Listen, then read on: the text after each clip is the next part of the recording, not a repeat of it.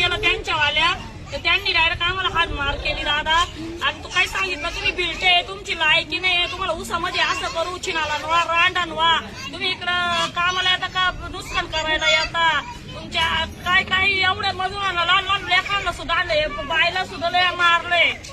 एक बायला एक पोरांना सुद्धा सोडलं नाही त्यांनी इतकं मारलंय उसाने आमच्या मागं लागले होते बाकी आमचे 3 जण तिथं बेसूद होऊन पडेले तसं त्यांनी निघू सुद्धा दिलं नाही आम्हाला सुद्धा निघू देत नव्हते ते आम्ही उसाने पळालो तिथून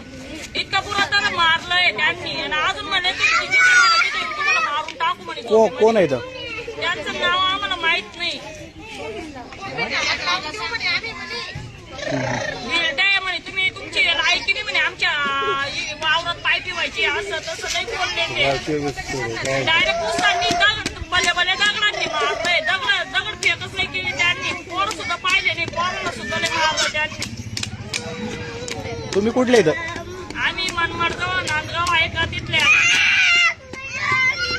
पुढे पब्लिकला मारलंय त्यांनी एवढी पोरांना बाकीच्या दवाखान्यात जायले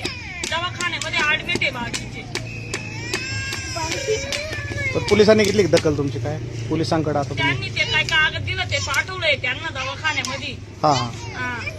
बरोबर तक्रार घेतो म्हटले ना काय माहित त्याने सांगते ना ते बी आम्हाला तिथं बसता आणि ते इकडं बसता करू राहिले ते